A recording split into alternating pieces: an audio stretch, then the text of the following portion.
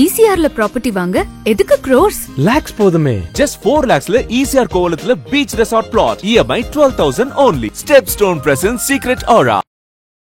Sir, AIADMK மூத்த தலைவர் திரு KS Sengottaiyan அவர்களை கட்சி பொறுப்புலேருந்து நீக்கியிருக்காங்க. நீக்கப்பட்ட திரு OPS, சசிகலா, டிடிவி தினகரன் பார்த்தீங்கன்னா அவருடைய கோரிக்கை, அதாவது கண்டிஷன் வச்சார்ல சார், 10 நாளில் எல்லாரோட தலைவர்களும் ஒருங்கிணைக்கணும்ட்டு திரு எடப்பாடி பழனிசாமி அவர்கள்ட்ட வச்சார் ஒரு கோரிக்கையை. அதுக்கு இவங்கெல்லாம் ஆதரவும் தெரிவிச்சிருக்காங்க. பாஜக தலைவர் திரு அண்ணாமலை அவர்களும் சசிகலா அவர்களை சப்போர்ட் பண்ண போகிறதா ஒரு தகவலும் வந்திருக்கு.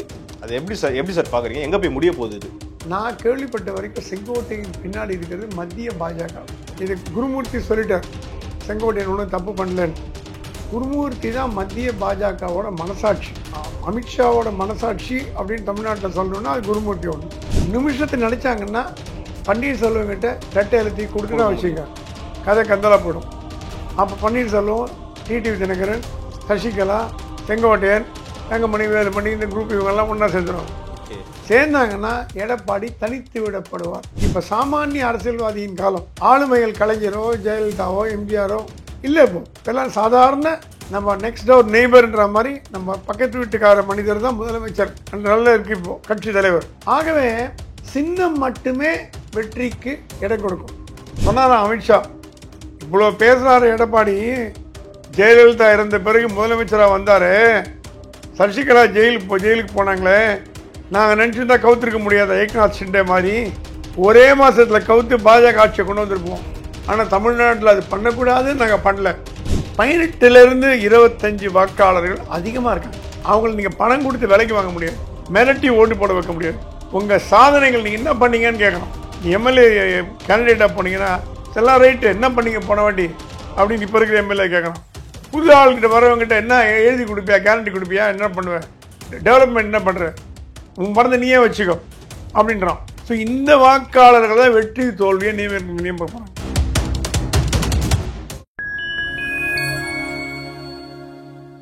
ஃபைன் டைம் மீடியா நேயர்களுக்கு வணக்கம். இன்று நம்மோடு இணைந்திருப்பவர் மூத்த பத்திரிகையாளர் திரு பிரகாஷ் எம் சுவாமி அவர்கள். வாருங்கள், அவரிடம் அரசியல் சார்ந்த பல்வேறு கேள்விகளை முன்வைக்கலாம். வணக்கம் சார். வணக்கம் சார். அதிமுக மூத்த தலைவர் திரு KS செங்கோட்டையன் அவர்களை கட்சி பொறுப்புலேருந்து நீக்கியிருக்காங்க. அப்புறம் பார்த்தீங்கன்னா ஏற்கனவே கட்சியிலேருந்து நீக்கப்பட்ட திரு OPS, சசிகலா, டிடிவி தினகரன் பார்த்தீங்கன்னா அவருடைய கோரிக்கை, அதாவது கண்டிஷன் வச்சார்ல சார், 10 நாளில் எல்லாரோட தலைவர்களும் ஒருங்கிணைக்கணும்ட்டு திரு எடப்பாடி பழனிசாமி அவர்கள்ட்ட வச்சார் ஒரு கோரிக்கையை. அதுக்கு இவங்கெல்லாம் ஆதரவும் தெரிவிச்சிருக்காங்க. அது மட்டும் இல்லாமல் பாஜக தலைவர் திரு அண்ணாமலை அவர்களும் சசிகலா அவர்களை சப்போர்ட் பண்ண போகிறதா ஒரு தகவலும் வந்திருக்கு. அது எப்படி சார் பார்க்குறீங்க? எங்கே போய் முடிய போகுது இது? செங்கோட்டையின் பதவி பறிப்பு இல்லைன்னா தான் நான் ஆச்சரியப்படுவேன். ஏன்னா அதிமுகவோட பொதுச் செயலாளர் எதிர்த்து கேள்வி கேட்டுட்டு நீங்கள் அமைப்பு செயலாளரோ மாவட்ட செயலாளரோ பதவியில் இருக்கணும்னு எதிர்பார்த்தீங்கன்னா அது தப்பு. இது செங்கோட்டையனுக்கு தெரியாமல் இல்லை, அவர் தெரிஞ்சு தான் பண்ணியிருக்கார். இமீடியட்டாக அடுத்த நாளே பதவி போகும்னு செங்கோட்டையனுக்கு தெரியும். தெரிஞ்சு ரிஸ்க் எடுத்திருக்காருன்னா அப்போ ஏதோ ஒரு பேக்ரவுண்டுக்கு நடத்தும். ரெண்டாவது, செங்கோட்டையன் தனி கட்சி ஆரம்பிப்பாருன்னா தனி கட்சியெலாம் ஆரம்பிக்க மாட்டார். நீங்கள் அவரை கட்சியை விட்டு நீக்கிறீங்களோ, பதவியை பிடுங்குறீங்களோ, என்ன பண்ணுறீங்களோ, அவர் தனி கட்சி ஆரம்பிக்கிறதோ அந்த மாதிரி பண்ண மாட்டார். ஏன்னா நான் கேள்விப்பட்ட வரைக்கும் செங்கோட்டையின் பின்னாடி இருக்கிறது மத்திய பாஜக. இது குருமூர்த்தி சொல்லிட்டார், செங்கோட்டையன் ஒன்றும் தப்பு பண்ணலன்னு. குருமூர்த்தி தான் மத்திய பாஜகவோட மனசாட்சி, அமித்ஷாவோட மனசாட்சி அப்படின்னு தமிழ்நாட்டில் சொல்லணும்னா அது குருமூர்த்தி ஒன்று. ஸோ குருமூர்த்தி சொல்கிறது அமித்ஷா சொல்கிற மாதிரி எடுத்துக்கலாம், நம்ம எடுத்துக்கலாம்.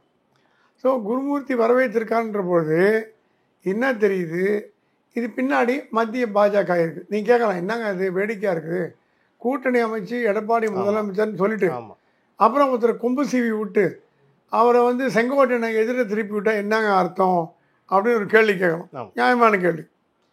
எனக்கு கிடைச்ச தகவலின்படி அதிமுக பாஜக கூட்டணி மட்டுமே திமுகவை தோற்கடிக்கக்கூடிய இடத்துல, வலுவான இடத்துல இல்லை. அதுக்கு தேமுதிக வேணும், அப்புறம் பாமக வேணும், மற்ற கட்சியெல்லாம் வேணும், கிருஷ்ணசாமி வேணும், எல்லாம் ஜிகேவாதம் எல்லாம் வேணும். அப்போ தான் அந்த இது ஒரு 18, அது ஒரு 38-40% வரும். இருக்கிறத பார்த்தீங்கன்னா டிடிவி தினகரன் வெளில போயிட்டார், OPS வெளில போயிட்டார், 2 பேர் வெளில போயாச்சு. சசிகலாவும் வெளியில் இருக்காங்க, ஆமாம் செங்கோட்டையனும் ரெபல் ஆகிட்டார். ஆமாம். இது வந்து மத்திய பாஜக என்ன சொல்லுதான், நம்ம ஒன்றா சேருன்னு எடப்பாடிக்கிட்ட தலையாக கத்தியாச்சு. அவர் கேட்க மாட்டேங்கிறார், சொன்ன பேச்சு கேட்க மாட்டேங்கிறார். ஏன்னா போன பாராளுமன்ற தேர்தலில் தோற்று போனதுக்கு காரணமே கூட்டணி வலுவாக இல்லாததுனால ஆளுக்கு ஒரு முனையாக போட்டு 5 முனை 4 முனை போட்டி போட்டது. சட்டசபையில் அந்த மாதிரி இருந்ததுன்னா திமுக வந்து ஈஸியாக வந்துடும் அப்படின்னு அமித்ஷாவோட கணக்கு. அமித்ஷா வந்து அரசியல் சாணக்கியர், அவருக்கு தெரியாத விஷயம் கிடையாது. சொல்லி பார்த்தா கேட்கல. இப்போ பிள்ளையும் கிள்ளி விட்டு தொட்டிலையும் ஆட்டி விடுற மாதிரி செங்கோட்டையன் நீங்கள் கொஞ்சம் எதிர்ப்பு தெரிவிங்க, என்ன நடக்குது பார்க்கலாம் அப்படின்னு நீங்கள் ஒரு கேள்வி கேட்டீங்க, எங்கே போய் முடியும்னு கேட்டீங்க. என்னை பொறுத்த வரைக்கும் ஒரு 10-15 நாளுக்குள்ள எடப்பாடி இவங்களெல்லாம் உள்ளே கூப்பிட்டு அரவணைச்சுன்னு நீங்கள் பதவி கொடுக்கலையோ ஒன்றா சேர்த்து இல்லை என்டிஏல சேர்றதுக்காவது நீங்கள் வந்து ஒரு ஓகே ஒப்புதல் கொடுக்கலைன்னா எலெக்ஷன் கமிஷன் யார் கையில் இருக்குது? மத்திய பாஜக மத்திய அரசு கையில் இருக்குது. நிமிஷத்தை நினச்சாங்கன்னா பன்னீர்செல்வங்கிட்ட ரெட்டை எழுத்தி கொடுத்துட்டா வச்சுங்க, கதை கந்தலாக போயிடும். அப்போ பன்னீர்செல்வம், டிடிவி தினகரன், சசிகலா, செங்கோட்டையன், தங்கமணி, வேலுமணி இந்த குரூப் இவங்கெல்லாம் ஒன்றா சேர்ந்துருவாங்க. ஓகே, சேர்ந்தாங்கன்னா எடப்பாடி தனித்து விடப்படுவார். ஓகே, இவங்கெல்லாம் இப்போ அதிமுக ஆயிடுறாங்க, இவர் தனியாக போயிடுவார். இவர் ஆதரவாளர் தனியாக போயிடுவாங்க. அப்போது ஒன்றுங்க, தமிழ்நாட்டு ரெட்டையில எங்கே இருக்கோ அதுதான் அதிமுக. ஆமாம். எம்ஜிஆரோ ஜெயலலிதாவோ இல்லை. ஜெயலலிதா சேவல் சின்னத்தில் போட்டிட்டு ஜெயித்தாங்க. ஜானகி அம்மா வந்து ரெட்டைப்புறாவில் போட்டாங்க. அந்த காலம்லாம் முடிஞ்சு போச்சு. இப்போ சாமானிய அரசியல்வாதியின் காலம். ஆளுமைகள் கலைஞரோ ஜெயலலிதாவோ எம்ஜிஆரோ இல்லை. இப்போல்லாம் சாதாரண நம்ம நெக்ஸ்ட் டோர் நெய்பர்ன்ற மாதிரி நம்ம பக்கத்து வீட்டுக்கார மனிதர் தான் முதலமைச்சர் நல்ல இருக்கு இப்போது கட்சி தலைவர். ஆகவே சின்னம் மட்டுமே வெற்றிக்கு இடம் கொடுக்கும். அமித்ஷா சொல்லி பார்த்தார், கேட்கல. கொஞ்சம் வெயிட் பண்ணி பார்ப்பார். சின்னத்தை பிடுங்கி ஓபிஎஸ்ட்டை கொடுத்துட்டு நீங்கள் தான் ஏடிஎம்கே உங்கள் தலைமையில் எல்லோரும் ஒன்றா சேர்த்துக்கங்க, வரவங்க கட்சி வாங்க, எம்எல்ஏ எல்லாம் வந்துடுங்க, எம்பி வந்துடுங்க. இல்லையா வேணாம், எம்பி யாரும் கிடையாது, எம்எல்ஏ நான் புதுசாக நிற்க வச்சு ஜெயிச்சு காட்டுறேன் அப்படி இறங்கிட்டார்னா எடப்பாடி கதை கந்தலாக போயிடும். சார், அப்படி பார்த்தா கூட 2021 அப்போ ஏடிஎம்கேக்கு அவ்வளோ ஒரு ஆன்டி இன்கம்பன்சி இருந்தும் மேற்கு மண்டலத்தில் தான் ஏடிஎம்கே வந்து அதிகமாக சீட்ஸ் வின் பண்ணுச்சு. அப்படி இருக்கிறப்போ எடப்பாடிக்கு அந்த சைடு வந்து ஒரு நல்ல செல்வாக்கு இருக்குது. இவங்க எல்லாமே ஏடிஎம்கேவாக ஒருங்கிணைச்சிட்டா அப்போ இந்த வாக்கு கிடைக்குமா சார் இவங்களுக்கு? இல்லை, இப்போது எடப்பாடிங்கிற தனி மனிதர். அவர் ஒரு முதலமைச்சராக இருந்தார், சிறப்பாக செயல்பட்டார், அதில் எந்த மாற்று கருத்தும் கிடையாது.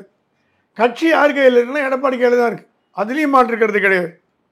எடப்பாடி கட்சியும் அவர் கையில் இருக்குது, சின்னமும் அவர் கையில் இருக்குது, தொண்டர்கள் அவர் கையில் இருக்காங்க, தலைவர்களும் அவர் கையில் இருக்காங்க.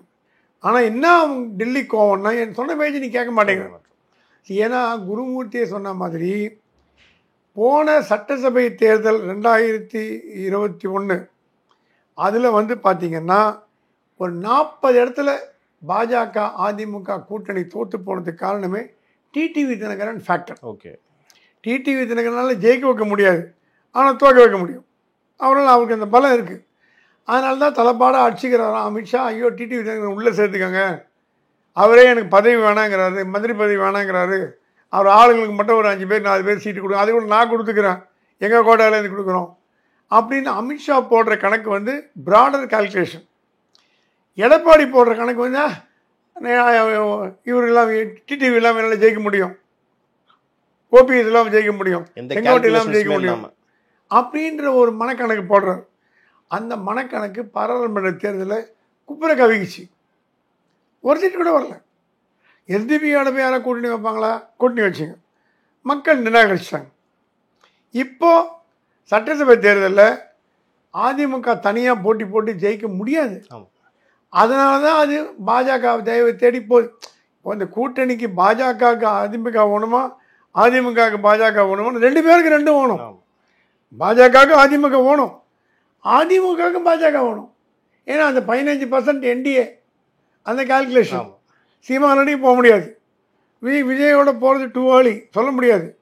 ஏன்னா விஜய் முதலமைச்சர் கனவுல இருக்கார். அவர் விஜயை முதலமைச்சர் ஆக்கிட்டு எடப்பாடிங்கிற துணை முதலமைச்சராக வருவாரா? நடக்கவே நடக்காது. அது ரூல்ட் அவுட். ஸோ இப்படி இருக்கும் பொழுது எடப்பாடி இன்னும் பிடிவாதம் பிடிச்சாருன்னா, ஏங்க எம்ஜிஆர் இருக்கும்போது அதிமுக உடஞ்சிது, உங்களுக்கு தெரியுமா தெரியாது. எஸ்.டி. சோமசுந்தரம் நமது கழகம்னு ஆரம்பித்தார். எம்ஜிஆர் எதிர்த்து கட்சி ஆரம்பித்தவங்க ரொம்ப ரேர். அப்புறம் எம்ஜிஆர் புரூக்லின் மருத்துவமனையில் அட்மிட் ஆகி ட்ரீட்மெண்ட் எடுத்து வந்த அப்புறம் தான் எம்ஜிஆர் காலையில் திருப்பி உள்ளே சேர்ந்தார். அதே மாதிரி போட்டி அதிமுகன்னு கூபா கிருஷ்ணா ஆரம்பித்தார், ராஜகண்டம் ஆரம்பித்தார், டிடிவி ஆரம்பித்தார், ஓபிஎஸ், ஜானகி எம்ஜிஆரோட மனைவி தனி அவங்க அதிமுக உடைச்சி ஜானகி அணின்னு வச்சாங்க. எம்ஜிஆரோட மனைவிக்கு இல்லாத செல்வாக்கு யாருக்கு தமிழ்நாட்டில்? அண்ணின்னு பார்ப்பாங்க. ஏன்னா அவங்க அரசியலுக்கே வரமாட்டாங்க. அவங்க ஒரு குடும்ப தலைவியாக இருந்தாங்க. அவங்களாலே ஜெயிக்க முடியலையே, எம்ஜிஆரோட மனைவியால் ஜெயிக்க முடியல. கட்சியை ஜெயலலிதா கொடுத்து போயிட்டாங்க.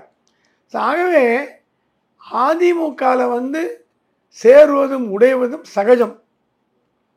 காளிமுத்து மாதிரி ஜெயலலிதாவை திட்டினவர் இந்த காலகட்டங்களில் ஒருத்தரை பார்க்க முடியாது. கடைசியில் அவங்களே அவர் அரவணைச்சிட்டு தான் போனாங்க. மதுரைமுத்து சொன்னாராம், நான் புடவை கட்டிப்பேன், உலகம் சுற்று வாலிபன் மதுரையில் ரிலீஸ் ஆச்சுன்னார்.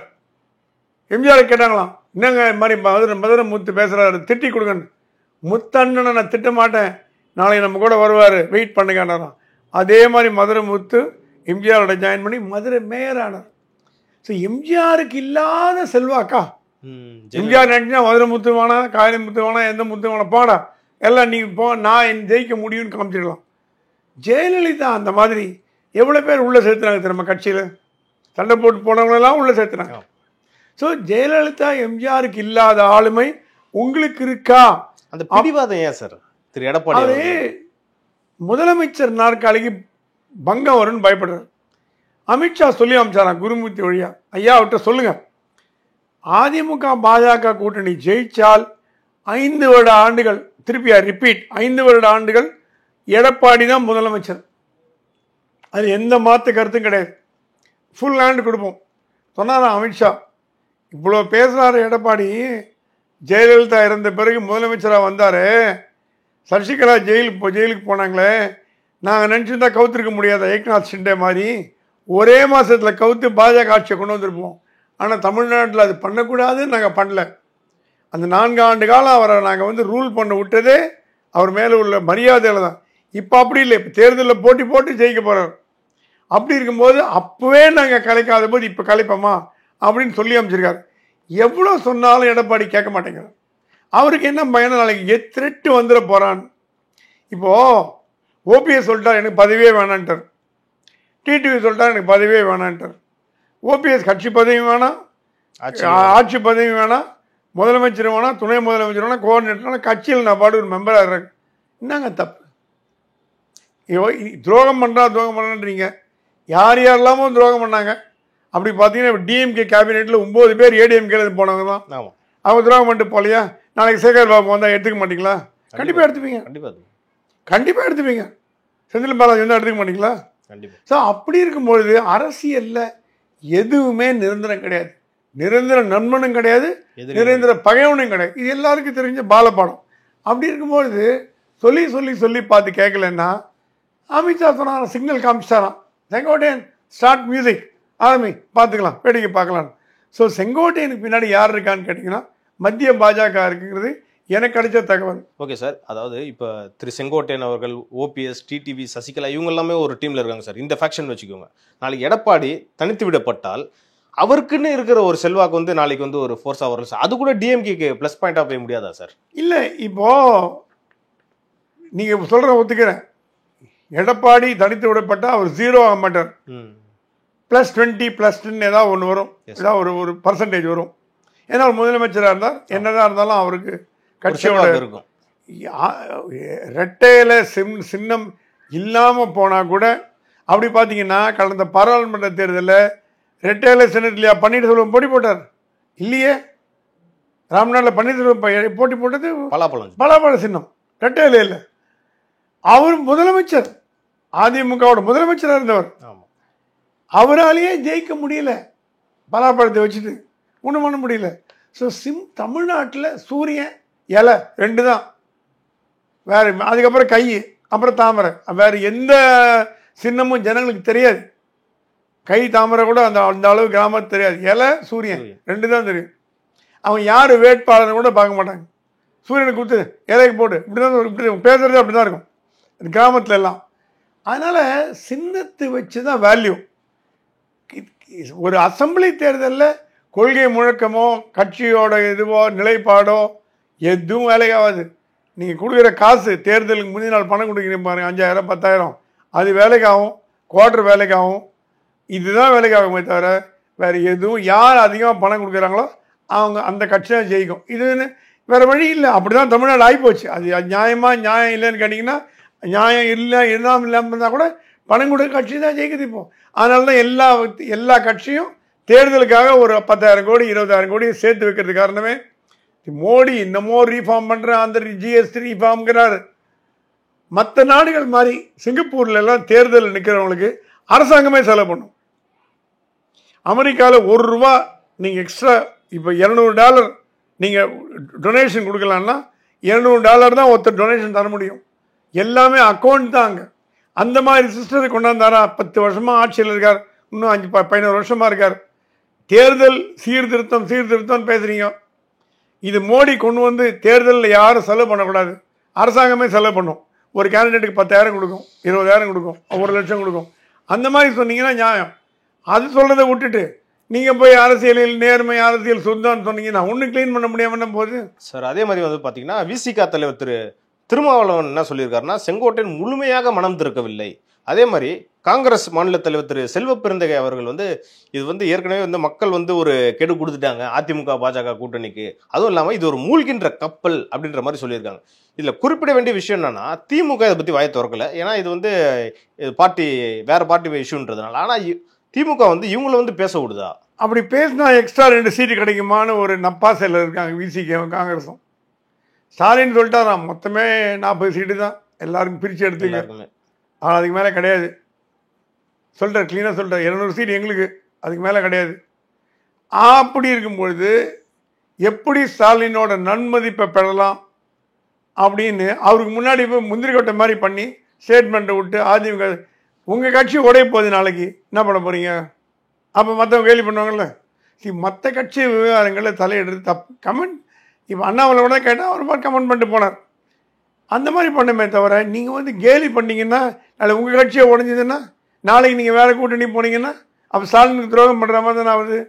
அதனால் செல்வாக்கு இல்லாத கட்சிகள் செய்யும் வேலைகள் தான் இந்த மாதிரி வேலைகள் தான். அதே மாதிரி பார்த்தீங்கன்னா பாஜக மாநில தலைவர் திரு நைனா நாகேந்திரன் அவர்களும் வந்து பார்த்தீங்கன்னா திரு செங்கோட்டையன் அவர்கள் பேச்சு வந்து வரவேற்கிற மாதிரி தான் இருக்குது. இது வந்து எடப்பாடி அவர்களுக்கு வந்து ஒரு கோபத்தை ஏற்படுத்தாதா சார்?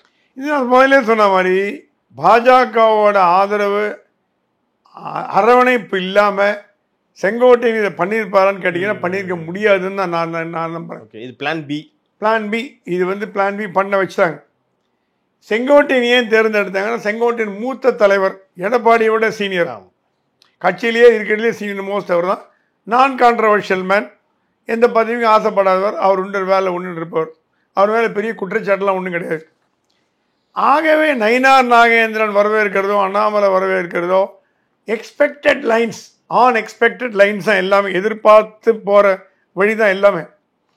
இது எடப்பாடி கோவம் வருமானா கண்டிப்பாக கோவம் வரதான் வரும். ஏன்னா எங்கள் உள்கட்சி நீங்கன்னா தலையிடுறீங்கன்னு கேட்பாரு.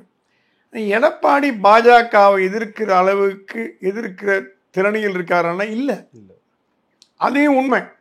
எப்படிங்க நீங்கள் எங்கள் கட்சியில் தலையிடலாம் அப்படின்னு அமித்ஷா கூப்பிட்டு கேள்வி கேட்பாரா? நாளைக்கு 2 ரைடு வரும். மத்திய பாஜக இதான் பண்ணுது, இதான் பேசின ரைடு விடுது. அவங்க கட்சி ஆளுங்க மேலே ரைடு விடும்போது மொத்த ஆள் மேலே ரைடு விடாதானே. ஸோ மிரட்டி பயமுடுத்தியே வச்சிருக்கு. நல்லதாக கெட்டதான்றதுக்குள்ளே போக வேண்டியது அவசியம் இல்லை. இதெல்லாம் சில இதெல்லாம் தமிழ்நாட்டில் நடந்தே தீரும். அதில் இது ஒன்று. ஸோ எடப்பாடிக்கு கடுப்பாக இருக்கும்னா கண்டிப்பாக கடுப்பாக இருக்கும். ஏன்னா எங்கள் கட்சி நீங்கன்னா அது எங்கள் கட்சிக்காரர் எனக்கு கெடு விடுறாரு, அது நீங்கள் பாராட்டுறீங்களா? எனக்கு என் கட்சிக்காரர் கெடு கொடுக்குறாரு, அது நீங்கள் பாராட்டினா என்ன அர்த்தம்? எதிர்பட்சம் போகிற மாதிரி தான் அர்த்தம். அப்படி எப்படி எங்களோட கூட்டணி இருப்பீங்க அப்படின்னு அவர் கேட்டார்னா பாஜக மூஞ்சை எங்கே வச்சுக்கோன்னு தெரியல. எல்லாமே மக்கள் பார்த்துக்கிட்டு தான் இருக்காங்க. கட்சியே ஏற்கனவே இவ்வளோ பிளவுபட்டு கிடக்குது. இப்படி இருக்கும்போது மக்கள் வந்து இவங்களுக்கு நாளைக்கு வாக்கு செலுத்த எப்படி சார் வாய்ப்பு இருக்குது? எவ்வளோதான் கூட்டணி வச்சாலும் இவ்வளோ இன்டீரியர் இஷ்யூஸ் இருக்கிறப்போ அவங்களுக்கு எப்பவுமே ஒரு பின்னாடி தானே சார். மக்களை பொறுத்த வரைக்கும் நான் சொல்கிற அடித்தட்டு மக்கள் வந்து அதில் சில பேர் காசு வாங்கிட்டு போடுவாங்க இல்லைங்கள. மேல்தட்டு மக்கள்லாம் தேர்தல் அன்னைக்கு லீவுன்னு சொல்லிட்டு தேர்தலில் ஓட்டே போட மாட்டாங்க. மேல்தட்டு மக்கள்லாம் யாராவது ஒரு 2-3 சினிமாக்காரர் தான் போய் க்யூவில் நிற்பார். மீது யாரும் ஓட்டு போட மாட்டாங்க. ஏன்னா நான் சொல்கிறது பெரிய சிஇஓ, கம்பெனி சிஇஓ, சேர்மன்னு, பெரிய அதிகாரிகள், பெரிய மேல்தட்டு படித்தவங்க, நல்ல மேதாவிகள்லாம் ராமாண்டா என்ன ராவணாண்டா நமக்கு என்னதுக்கு இங்கே போய் க்யூவில் வெயிலில் நிற்கணும். இவர் சினிமா தேட்டரில் போய் நிற்பார், அது வேறு விஷயம். தேர்தலையும் ஓட்டு போட மாட்டார். மிடில் கிளாஸ் தான் ஓட்டு போடும். ஆனால் இப்போ இருக்கிற யங்கர் ஜெனரேஷன் இந்த தேர்தல் 26 தேர்தலில் 18லேருந்து 25 வாக்காளர்கள் அதிகமாக இருக்காங்க. அவங்களை நீங்கள் பணம் கொடுத்து விலைக்கு வாங்க முடியாது, மிரட்டி ஓட்டு போட வைக்க முடியாது. உங்கள் சாதனைகள் நீங்கள் என்ன பண்ணீங்கன்னு கேட்குறோம். நீ எம்எல்ஏ கேண்டிடேட்டாக போனீங்கன்னா எல்லாம் ரைட்டு என்ன பண்ணீங்க போன வாட்டி அப்படின்னு இப்போ இருக்கிற எம்எல்ஏ கேட்குறோம். புது ஆள்கிட்ட வரவங்ககிட்ட என்ன எழுதி கொடுப்பியா, கேரண்டி கொடுப்பியா, என்ன பண்ணுவேன், டெவலப்மெண்ட் என்ன பண்ணுற, உன் மறந்து நீயே வச்சுக்கோ அப்படின்றான். ஸோ இந்த வாக்காளர்கள் தான் வெற்றி தோல்வியை நியமிக்க போகிறாங்க. தமிழ்நாட்டில் ஒரு பழக்கம் என்னென்னா, எனக்கு தெரிஞ்சு 67லேருந்து எவ்ரி 5 ஆண்டுகள் ஆட்சி மாறும். எம்ஜிஆர் ஜெயலலிதா இருக்கும்போது கூட இருந்து 2 பேரும் தான் தொடர்ந்து 10 ஆண்டுகள் கொடுத்து எம்ஜிஆர் ஜெயலலிதா மட்டும் தான், கலைஞர் கூட கொடுக்கல, 10 ஆண்டு கொடுக்கல. அப்படி பார்த்தீங்கன்னா இந்த வாட்டி அதிமுக வரதுக்கான வாய்ப்பு உண்டு. ஆனால் அதிமுக ஸ்ட்ராங்காக அந்த இடத்துல இருக்கா? அதிமுக வரதுக்கு வாய்ப்பு உண்டு. ஜனங்க வந்து மாற்றத்தை விரும்புகிறார்கள். சரி, திமுக 5 வருஷம் கொடுத்தாச்சு, அடுத்து அதிமுக கொடுப்போம், அப்புறம் திமுக கொடுப்போம். ஏன்னா இவனுக்கு உதயநிதி ஸ்டாலின் வயசு இருக்குது, இப்போ இந்த தேர்தலில் அடுத்த தேர்தலில் கொடுத்துக்கலாம் அப்படி எண்ணம் வரலாம். ஏன்னா தமிழ்நாட்டு அரசியல்வாதிகளை விட புத்திசாலிகள் வாக்காளர்கள் இந்தியாவிலே கிடையாது. ஒரு பாராளுமன்ற சட்டசபை தேர்தல் போட்டி போட்டாங்கன்னா ஒரே நேரத்தில் வந்ததுன்னா பாராளுமன்றத்துக்கு ஒரு கட்சி போடுவாங்க, ஒரு கூட்டணி, சட்டசபைக்கு ஒரு கூட்டணி போடுவாங்க. 2 வேறு வேறு கட்சியாக இருக்கும், வேறு வேறு கூட்டணியாக இருக்கும். அந்த மாதிரி பார்த்து பண்ணக்கூடியவங்க தமிழ்நாட்டு வாக்காளர். ஃபில்டர் பண்ணி கரெக்டாக போட்டுருவாங்க, கரெக்டாக ஃபில்டர் பண்ணி போட்டுருவாங்க. அது என்னதான் காசு வாங்கினா அது போட்டுருவாங்க. அப்படி பார்த்தீங்கன்னா இந்த தடவை யாருக்கு வாய்ப்பு அப்படின்னு பார்த்தீங்கன்னா அதிமுக வாய்ப்பு இருக்குது. பிகாஸ் நேச்சுரல் சாய்ஸ், 5 இடங்கள் ஆன்டி இன்கம்பன்சி இருக்குது. சரி, ஜனங்களுக்கும் ஒரு 5 வருஷம் கொடுத்து பார்க்கலாமே அப்படின்னு ஒரு வாய்ப்பு. அந்த வாய்ப்பை பயன்படுத்திக்கணும் அப்படிங்கிறத டெல்லி விரும்புது. டெல்லி என்ன சொல்லுது, உங்களுக்கு நல்ல சான்ஸ் இருக்குது, நீங்கள் தான் ஜெயிக்க போகிறீங்க, கொஞ்சம் முனக்கடுங்க, கொஞ்சம் எல்லாரையும் கூட்டணி சேருங்க, என்டிஏ சேருங்க, 40-45% வந்துருங்க, முதலமைச்சர் வந்து அப்புறம் பார்த்துக்கலாம், என்ன இப்போ சண்டை என்ன அப்படி பகைமை அப்படின்னு சொல்லுது. எடப்பாடி சொல்கிறதா எனக்கு யார் தேவையில்லை, நானே ஜெயிச்சு காட்டுறேன், எனக்கு பிஜேபி கூட தேவையில்லை, நான் தனியாக ஜெயிப்பேன். அது வந்து அசட்டு துணிச்சல். தைரியம் சொல்ல மாட்டேன், அசட்டு துணிச்சல். நாளைக்கு அதிமுக தோத்து போய் திமுக 2வது தடவை வந்து வச்சுங்க, அதிமுக கலகலத்து போயிடும், கட்சி காண போயிடும். ஏன்னா எல்லாம் அந்த பக்கம் டீமுக்கு போய் சேர்ந்துருவாங்க. இப்போ அன்வர் ராஜா மாதிரி, மைத்ரன் மாதிரி எல்லாம் ஓடி போய் சேர்ந்துருவாங்க. சேர்ந்தான கட்சி காண போயிடும். எம்ஜிஆர் வளர்த்த கட்சியை, எம்ஜிஆர் ஆரம்பித்த கட்சியை, ஜெயலலிதா வளர்த்த கட்சியை நாசம் பண்ணுமா அப்படிங்கிறது சீனியர்ஸோட கேள்வி. இல்லை, என்னால் முடியும், நான் ஜெயிச்சு காட்டுறேன் அப்படிங்கிறது எடப்பாடியோட வாதம். இதில் எந்த வாதம் ஜெயிக்குங்கிறது வருங்காலங்கள் முடிவு பண்ணும். நடப்பு அரசியல் குறித்து நம்ம நிறைய டிஸ்கஸ் பண்ணோம் சார். அடுத்தடுத்த நிகழ்ச்சிகளில் இது குறித்து மேலும் டீட்டெயிலாக பேசலாம் சார். நன்றி சார். நன்றி.